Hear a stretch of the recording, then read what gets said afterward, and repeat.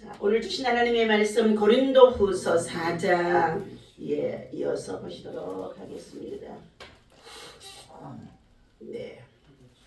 자, 1절에서부터의 우리 2절까지의 12절까지의 말씀인 것입니다. 네, 함께 있습니다. 시작. 그러므로 우리가 이 직분을 받아 긍휼하심을 입은 대로 낙심하지 아니하고 이에 숨은 부끄러움의 일을 버리고 속임으로 행하지 아니하며 하나님의 말씀을 혼잡하게 하지 아니하고 오직 진리를 나타내므로 하나님 앞에서 각 사람의 양심에 대하여 스스로 추천하노라. 만일 우리의 복음이 가리웠으면 망하는 자들에게 가리웠은 것이라. 그 중에 이 세상의 신이 믿지 아니하는 자들의 마음을 혼미하게 하여 그리스도의 영광의 복음의 광채가 비치지 못하게 함이니 그리스도는 하나님의 형상이니라. 우리를 전파하는 것이 아니라 오직 예수 그리스도의 주 되신 것과 또 예수를 위하여 우리가 너희의 종된 것을 전파합니다. 어두운 데 빛이라 말씀하였던 그 하나님께서 예수 그리스도의 얼굴에 있는 하나님의 영광을 아는 빛을 우리 마음에 주셨느니라. 우리가 이 보배를 질그릇에 가졌으니 이는 심히 큰 능력은 하나님께 있고 우리에게 있지 아니함을 알게 하려 함이라. 우리가 사방으로 우겨쌈을 당하여도 쌓이지 아니하며 답답한 일을 당하여도 낙심하지 아니하며 박해를 받아도 버림받지 아니하며 거꾸로 뜨림을 당하여도 망하지 아니하고 우리가 항상 예수의 죽음을 몸에 짊어지면 예수의 생명이 또한 우리 몸에 나타나게 하려 함이라. 우리가 살아있는 자가 항상 예수를 위하여 죽음에 넘겨지면 예수의 생명이 또한 우리 죽을 육체에 나타나게 하려 합니다. 그런즉 사망은 우리 안에서 역사하고 생명은 너희 안에서 역사하였느니라. 아멘. 할렐루야. 오늘 이 아침에도 주님의 이름으로 여러분을 사랑하고 축복합니다. 오늘도 하나님의 은혜와 사랑과 평강이 여러분의 마음과 생각과 가정 속에 충만하도록 평강의 영이 우리들에게 임해야 될 줄로 믿습니다. 오늘 주신 하나님의 말씀은 질그릇 안에 보배 심히 큰 능력이 하나님이 우리 안에 담겨 있다. 이 말씀을 제목을 가지고 질그릇 안에 보배. 자, 저와 여러분들의 육체는 무엇으로 만들어졌습니까? 육체는 흙으로 만들어졌잖아요. 그래서 흙을 빚어서 도자기를 굽는 장인이 뭐예요? 도자기를 만들었고 그리고 그것을 그냥 뜨거운 가마속에 누워서 얼마나 구워내는지 며칠을 구워냅니다. 그런데 그곳에서 뜨거운 가마 속에서 잘 구워내진 그릇이 어떨 때는 더 구워가지고 새카매지기도 하고 덜 구워서 익지 않을 때도 있고 그리고 어떻게 해요? 잘 구워져서 그 도자기가 정말로 빛을 발하고 또 값이 올라가고 그러한 가운데도 있기도 합니다. 그런데 참 저와 여러분들은요, 우리는 셈의 족속의 후손이기도 하지만 창세기에서 하나님께서 노아 이후의 세대에 보니까 함과 야벳과 셈이라고 하는 이 세 아들들을 비유해서 주셨는데 거기에 보니까 어떻게 해요? 셈, 함, 야벳. 검은 색 피부를 가지고 살아가는 아프리카인들의 사람들이 있는가 하면 우리는 어떻게 해요? 황인종이잖아요. 미국 유럽 사람들은 어떻게 해요? 백색, 백인종이에요. 그래서 인종차별을 하는 이러한 정말로 육적인 전쟁들도 지금도 끊임없이 일어나는 가운데 있습니다. 그런데 우리는 세계가 모든 사람들이 어디 안에서 하나가 되어지고 통일이 되어질 수 있느냐? 오직 예수 그리스도 안에서 하나님 안에 들어갈 때에 뭐가 된다고요? 인종차별도 없어지고 종교차별도 없어지고 하나가 되어질 수 있는 줄로 믿습니다. 문제는 뭐냐? 가정에도 부부가 성격이 맞는 사람이 결혼해서 사는 사람이 어디가 있어요? 여성과 남성 성의 자체부터도 맞지 않는 사람이 만나서 가정을 이루고 살아갑니다. 또 자녀들이 성격이 맞아서 부모하고 정말로 효도하고 그리고 부모의 말을 순종하고 살아갑니까? 안 들어가요. 그런데 어디 안에 들어올 때에? 예수 그리스도 안에 들어올 때예요. 주의 영, 하나님의 영, 십자가의 복음의 사랑 안에 들어오면은 나는 죄인이고 그리고 나를 위해서 십자가에 달려 죽으신 예수님을 생각하는데 예수님 앞에서 날마다 나는 죽노라. 오늘도 이 새벽에 우리 뭐하러 왔어요? 하나님 앞에 예배를 통해 제사를 드리면서 죽으러 나온 거예요. 죽으러. 번제물인 거예요. 번제물. 번제물은요 제단에 내놓고 그냥 어떻게 해요? 각을 뜨고 내장을 끌어내고 그리고 불을 피워서 그냥 올라가서 그 향기가 하나님 앞에 흠향이 되어져야 그 제사가 하나님이 받으신 거잖아요. 그러니 저와 여러분들 예배는 제사인데 구약에는 예배가 제사잖아요. 그러니까 제물을 가지고 나가서 했는데 신약에는 내가 제물인 거예요. 내가. 저와 여러분이 제물인 것입니다. 그래서 어떻게 해요? 속이 상한 성도가 있고 마음에 안 드는 목회자가 있고 또 여러 가지로 갈등이 있어도 뭐 한다고요? 하나님의 성전에 들어오게 되어지면 이것은 예수 그리스도께서 십자가를 통하여 피를 흘리시면서 세워주신 교회이기 때문에 어떻게 해요? 우리 한 사람 한 사람이 모두가 다 교회예요. 교회. 하나님의 영이 우리 안에 들어와 있어서 하나님의 성전을 이루고 살아가는 가운데 있습니다. 자, 그런데 오늘 이처럼 질그릇이 육체가 질그릇으로 만들어졌는데 그 안에 무엇이 담겨져 있느냐에 따라서 보배가 될 수도 있고 아니면은 어떻게 해요?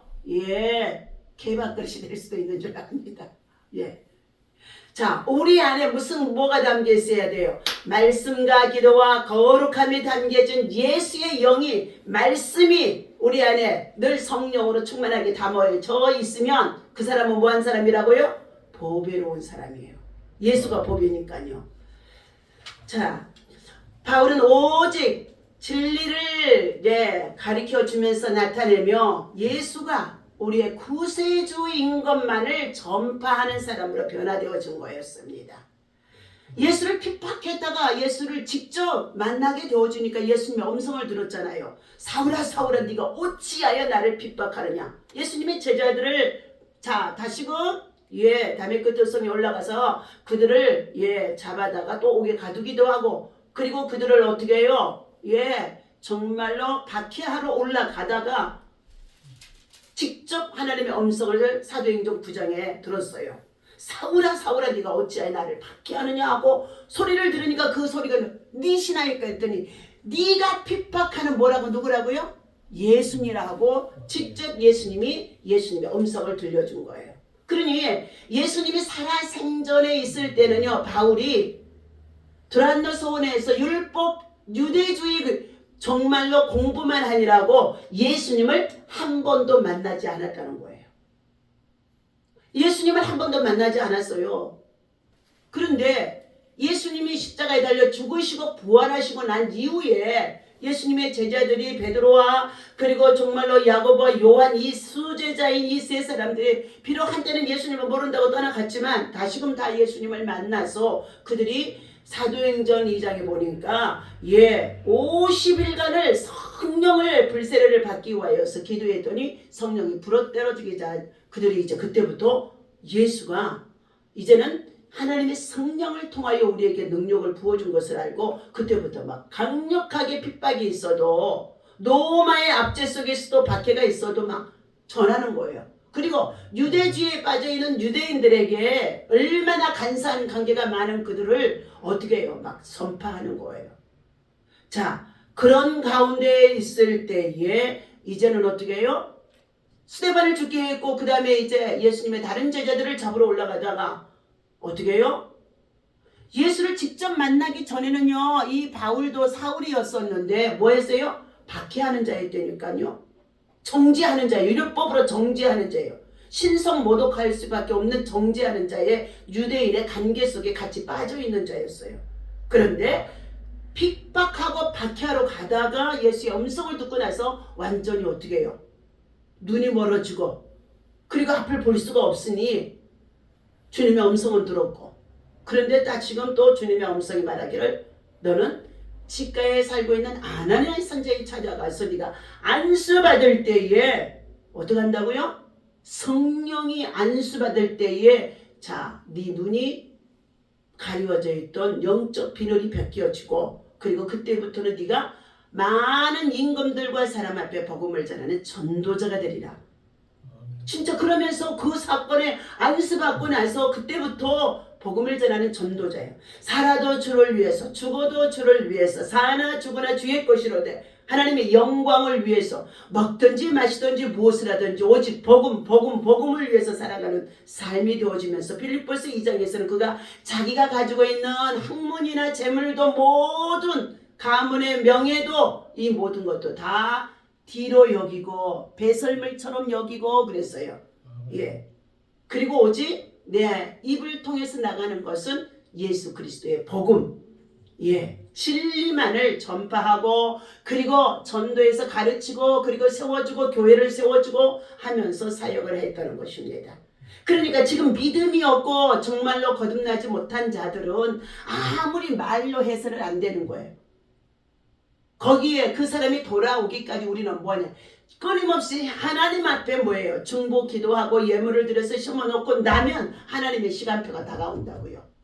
예, 누구든지 중보 기도해서 복음을 전해 주었더니 그가 하나님께로 돌아오게 되어지면서 믿음을 갖게 된 동기가 우리 모두에게 있어지는 줄로 믿습니다. 이처럼 예수를 위해서 그는 참으로 완전히 종이 되어진 바울 사도는 이처럼 그는 육체는 질그릇 흙으로 만들어져 있지만 그 안에 이제는 어떻게 해요? 더러운 것이 담겨져 있으면 돼지밥그릇이나 개밥그릇이 되어질 수밖에 없는데 이제는 그 안에 뭐가 담겨 있다고요? 내 안에 예수의 영, 하나님의 영, 성령이 내 안에 들어와 계시면 그것이 성전이 되게 하고 그것이 보배가 되어진다는 거예요.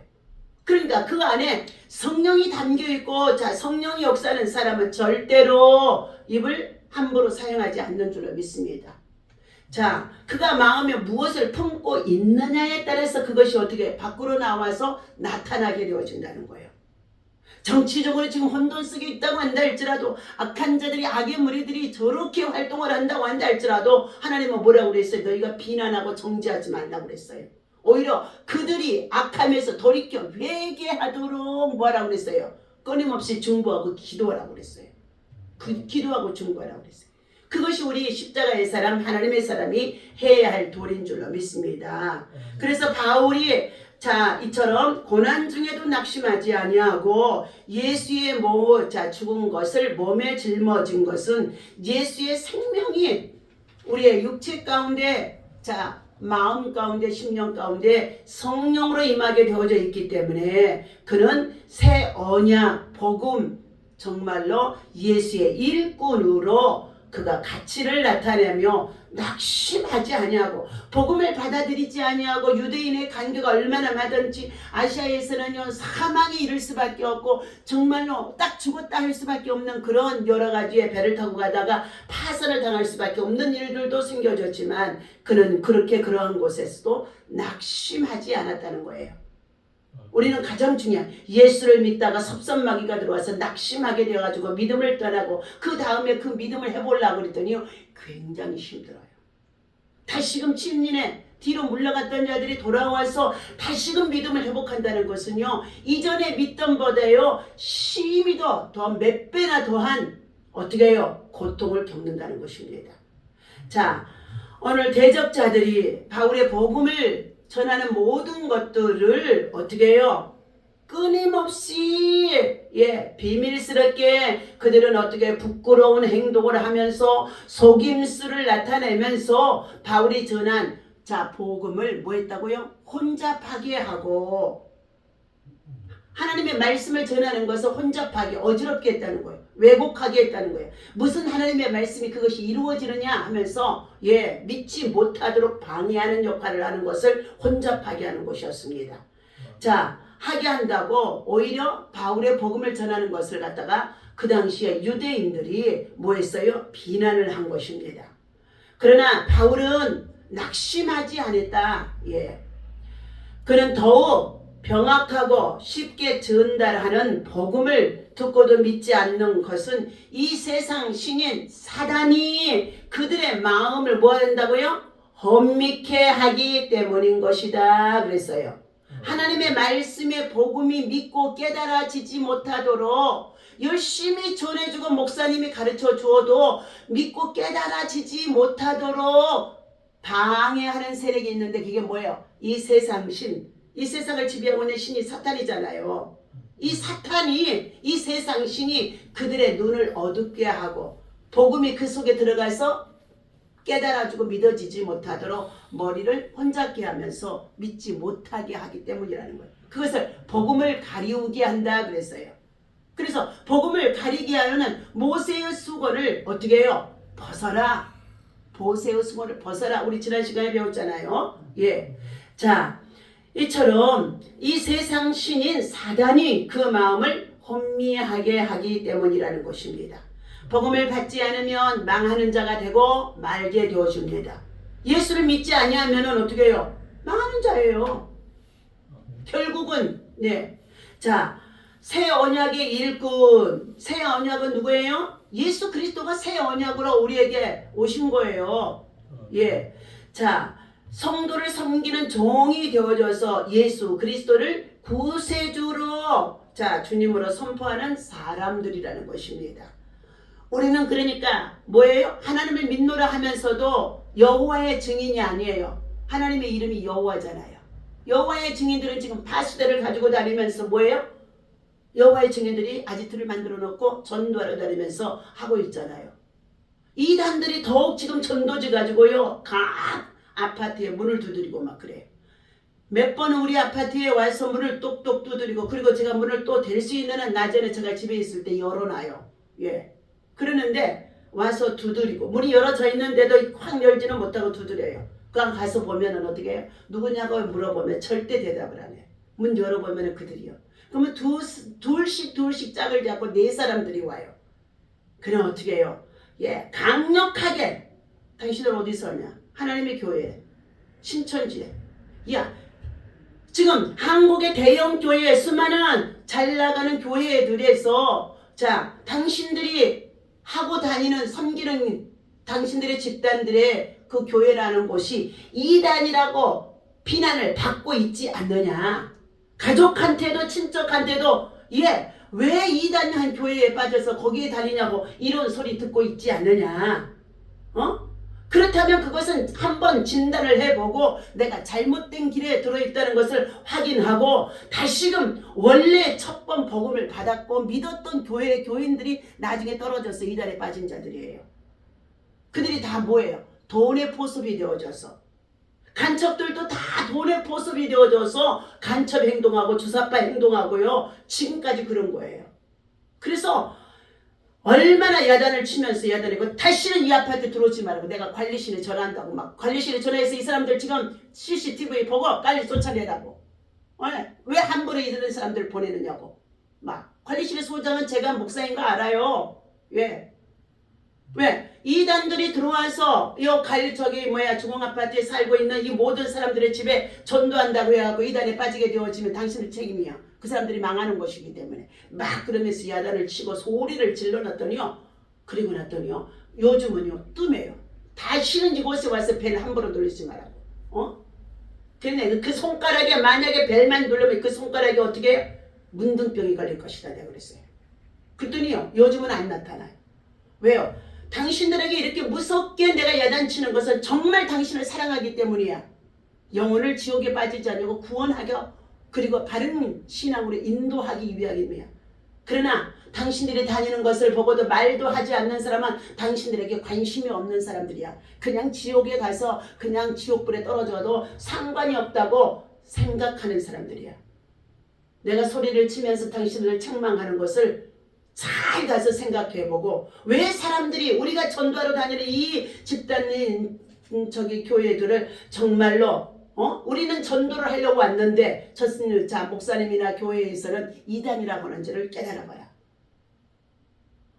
말해요. 이단들이라고 하는 소리 들어봤냐 그랬더니 들어봤대. 못 들었으면 몰라. 이단들이라고 했다는 소리를 들어봤대요. 그러니 얼마나 어리석어요. 자, 오늘 하나님께서 사랑하는 저와 여러분들에게 오직 예수 그리스도 안에서 복음을 통해서만이 우리는 예수님 앞에 나아갈 수 있는 길과 진리와 생명 되신 예수님이 천국 가는 길을 열어주셨고, 세상에 수많은 종교가 있어도 예수 이름 외에는 다른 이름으로서는 구원을 받을 수가 없느니라 하고 사도행전 4장의 12절에 말씀해 주셨습니다. 사도행전 16장의 31절에서는 주 예수 그리스도를 믿으라, 그리하면 너와 내 집이 구원을 얻으리라, 이렇게 말씀했다는 것입니다. 우리는 고난을 통해서 아주 감당할 수 없는 시험이나 고난이나 질병이나 죽을 수밖에 없는 사면초가에 빠진 이런 질병에 걸렸을 때에, 사고를 당했을 때에, 그때서야 우리에는 어떻게 해요? 바른 믿음으로 돌아오는 자들이 많다는 것입니다. 그래서 고난을 통하여서 하나님이 징계하셔서 사랑하는 채찍질하시고, 고난을 통해서 하나님이 지금 징계하고 있는 거예요. 징계하고 있는 거예요.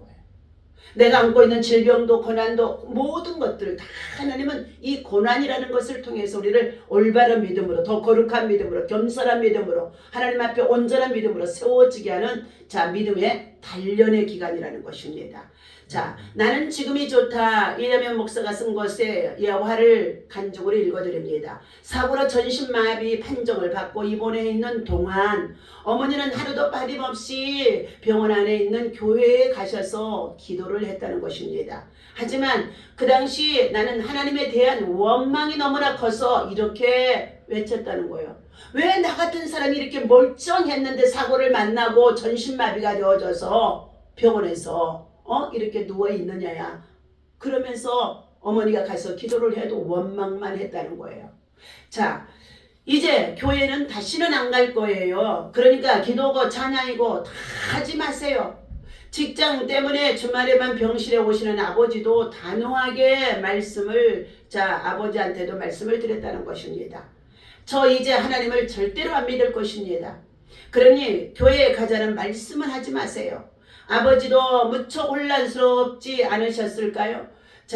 여태껏 하나님께 순종하며 감사하는 마음으로 살아왔는데 어느 날 자식이 이런 사고를 당해서 병상에 전신마비로 누워있으니 말입니다. 하루는 아버지가 이야기 끝에 이러한 말씀을 했다는 것입니다. 남연아, 너는 하나님의 일을 할 사람이야.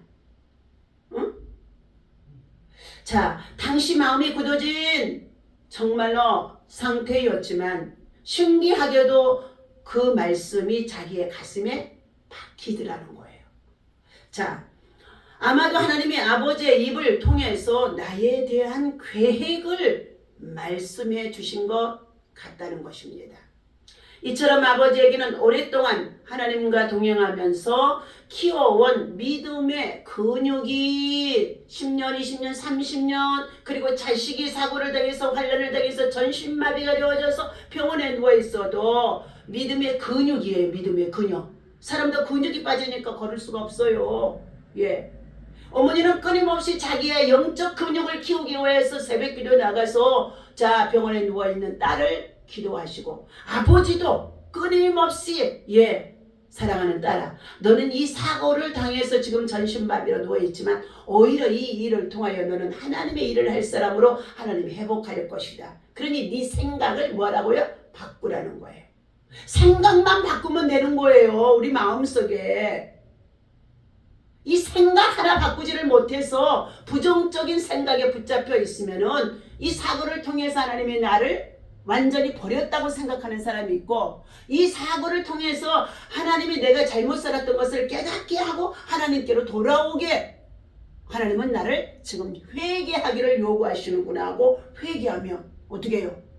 어떠한 상황이 있다는 할지라도 회개하면 하나님은 어떻게 해요? 찾아와 주셔서 위로해 주시고 긍휼을 베푸시고 죄를 사해 주시고, 그 다음에는 어떻게 해요? 묶여있고 마비되어 있던 근육도 풀어지며 회복되어지는 역사가 일어나는 것을 믿으시기를 바랍니다. 신기하게도 그 말이 자식의 가슴에 박혔다는 것이에요. 세상에서는 너희가 여러 가지의 환난을 당하나 강하고 담대하라. 내가 세상을 이겼노라. 요한복음 16장에 33절의 말씀이에요. 세상을 이겼노라. 이 소리는 뭐냐? 너희가 세상에 사는 날 동안에 사고를 당하고 질병을 만나고 고난을 만나도 뭐 한다고요? 나를 믿는다면은 너희가 정말로 십자가에 그가 죽으면 우리의 허물로 인하며 그가 상함은 우리의 죄악 때문이라. 그가 채찍에 맞음으로, 예수님이 채찍에 맞음으로 우리는 나음을 입고, 예수님이 징계를 받음으로 우리는 뭐 한다고요? 평화를 입게 되어주느니라. 우리는 각기 다 제 고집대로 도살장으로 끌려가는 돼지나 양처럼 어떻게 자기 고집대로 살아간다는 거예요. 그러니 이 생각을 바꾸면, 들려주는 말씀을 받고 생각을 바꾸면 그때부터 어떻게 해요? 주님의 위로의 손길, 구원의 손길, 치료의 손길, 회복의 손길, 기적의 손길이 일어나는 줄로 믿습니다. 하나님께서 이처럼 이러한 마음이 들게 되어지자, 그렇게 어머니한테 기도하지 말라, 아버지한테도 기도하지 말라, 다시는 하나님을 믿지 않겠다고 했던 그에게 변화가 일어나는 거예요. 자, 그 당시 그로서는 도저히 이해되지 않는 상황이었지만 하나님께서는 아버지를 통하여 들려주는 말씀이 믿어지게, 그때부터 정말로 지극히 작은 겨자씨만한 어떻게 해요? 믿음이 그에게 들어오기 시작해서 그는 어떻게 해요? 진정으로 그 고난 속에서 회복이 되어져가는 사람이 되어졌다고 하면서 간증으로 오늘 저희들에게 나누어 주고 있습니다.